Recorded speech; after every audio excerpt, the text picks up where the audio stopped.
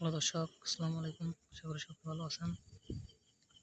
তো দর্শক, দেখতে পাচ্ছেন আমরা আমাদের বাড়ির পাশ দিয়ে কীভাবে এই মরিচ গাছের চারাগুলো রোপণ করেছি। তো দর্শক, এই মরিচ গাছের চারাগুলো চাষ করে কিন্তু আমরা ভালো ধরনের লাভবান হয়েছি। তো দর্শক, পাশাপাশি কিন্তু আমাদের কৃষকরাও কিন্তু মরিচ গাছগুলো চাষ করে কিন্তু প্রচুর পরিমাণে লাভবান হয়েছে। তো দর্শক, আপনারা চাইলে কিন্তু এভাবে আপনাদের বাড়ির পাশ দিয়ে কিন্তু মরিচ গাছের চারাগুলো চাষ করতে পারেন। তো দর্শক, দেখতে পাচ্ছেন আমরা কীভাবে মরিচ গাছগুলো চাষ করেছি। তো দর্শক, আপনারা যদি এই মরিচ গাছগুলো চাষ করে যান, তাহলে আপনাদের মরিচ গাছের চারাগুলো বাজার থেকে কিনে আনতে হবে। তারপর সেই চারাগুলো আপনাদের বাড়ির পাশ দিয়ে এভাবে রোপণ করে দিলে কিন্তু আপনাদের মরিচ গাছগুলো কিন্তু আস্তে আস্তে বড় হয়ে যাবে।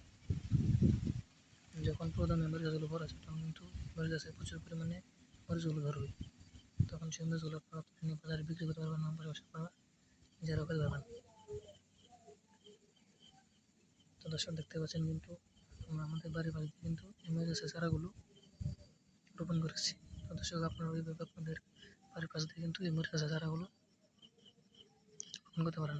তো দর্শক, এই মরিচ গাছগুলো চাষ করে কিন্তু আমরা প্রচুর পরিমাণে লাভবান হয়েছি। তো দর্শক, আপনারা চাইলে কিন্তু এভাবে মরিচ গাছগুলো চাষ করে কিন্তু ভালো টাকা লাভবান করতে পারবেন। দর্শক, এই মরিচ গাছগুলো যদি আপনারা চাষ করতে চান, তাহলে আপনাদের মরিচ গাছের চারাগুলো বাজার থেকে কিনে আনতে হবে। তারপর সেই চারাগুলো আপনারা আপনাদের বাড়ির পাশ দিয়ে রোপণ করে দিলে কিন্তু আপনাদের মরিচ গাছগুলো কিন্তু আস্তে আস্তে বড় হয়ে যাবে। যখন এই মরিচ গাছগুলো বড় হয়ে যাবে, তখন কিন্তু এই মরিচ গাছে প্রচুর পরিমাণে মরিচগুলো ধরবে। তখন সেই মরিচগুলো আপনারা তুলে নিয়ে বাজারে বিক্রি করতে পারবেন, অবশ্যই আপনারা নিজেরাও খেতে পারবেন। তো দর্শক, আমাদের ভিডিওটি যদি একটু ভালো লেগে থাকে, তাহলে অবশ্যই চ্যানেলটি সাবস্ক্রাইব করে দেবেন এবং ভিডিওতে একটি লাইক করে দেবেন। ধন্যবাদ, সবাই ভালো থাকবেন। আসসালামু আলাইকুম।